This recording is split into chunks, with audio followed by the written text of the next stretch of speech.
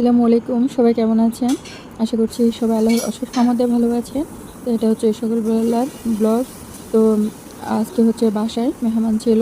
তো মেহমানদের জন্য গরু মাংসের খিচুড়ি রান্না করা হয়েছিল, সাথে পেঁয়াজ কাঁচামরিচ বেশি করে দিয়ে ডিম ভাজি করা হয়েছিল। অনেকগুলো ডিম একসাথে পেঁয়াজ কাঁচামরিচ দিয়ে ম্যাশ করে নিয়েছিল। তারপরে হচ্ছে সবাইকে ভেজে ভেজে একটা একটা করে দিচ্ছিল, মানে একটা পরিমাণে দিচ্ছিল। এদিকে আমি দুধ চাটা রেডি করে নিচ্ছিলাম দুধ চায়ের জন্য। আমরা সবসময় এই ডিপ্লোমা দুধের প্যাকেটটা ব্যবহার করে থাকি, অনেক ভালো হয় চা আমার মনে হয় আর কি। তো সাথে চিনি দিয়ে দিলাম, তারপর ভালোভাবে মিক্স করে নিব। তারপরে হচ্ছে চায়ের লিকারটা এর মধ্যে দিয়ে চাটা রেডি করে ফেলবো। তারপর একটু গরম করব চুলার মধ্যে 1 মিনিটের মতো। এরপর চাটা ঢেলে নেব কাপে কাপে। আজকে চায়ের কালারটা এত সুন্দর আসেনি, বাট চাটা খেতে অনেক মজার হয়েছিল। এদিকে আমার মায়ের জন্য আমি হচ্ছে নাস্তাটা নিয়ে নিয়েছি। তো আমি হচ্ছে ওনাকে ইনসুলিন দিয়ে আসলাম, এখন হচ্ছে ওনার জন্য খিচুড়ি নিয়ে নিচ্ছি। আর উনি হচ্ছে ডিম ভাজা খাবে না, তাই ওনার জন্য একটা ডিম সিদ্ধ বসিয়ে দিয়েছি। তো সিদ্ধ হয়ে গেলে সেটা ছিলে তারপর নিয়ে যাব। তো অলরেডি প্রায় সিদ্ধ হয়ে গেছে। এখন হচ্ছে আমি ডিমটা ছিলে তারপরে হচ্ছে নিচ্ছি। এত ছিলে নিয়ে নিলাম। আর এক চুলায় ওনার জন্য আমি চা বসিয়ে দিয়েছি, লিকা চা। উনি হচ্ছে চিনি ছাড়া চা খায়।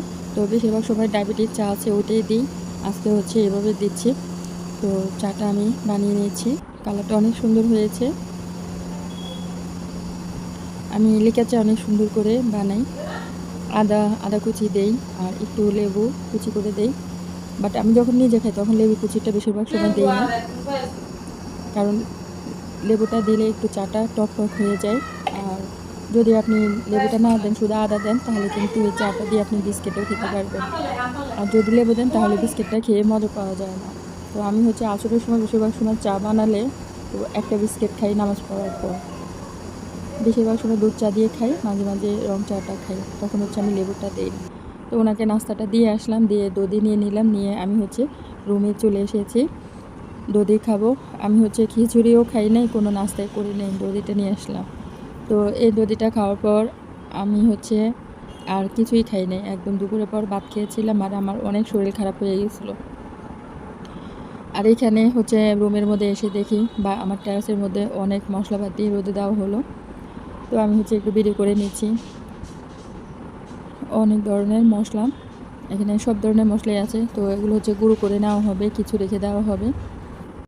চলে আসলাম কিচেনে আমি ভাত আর ডাল বসিয়ে গিয়েছিলাম। তো ভাতটা হয়ে গেছে, তো এখন আমি ভাতটা গরমের জন্য বসিয়ে দিলাম চুলার মধ্যে। ডালটা প্রায় হয়ে এসেছে।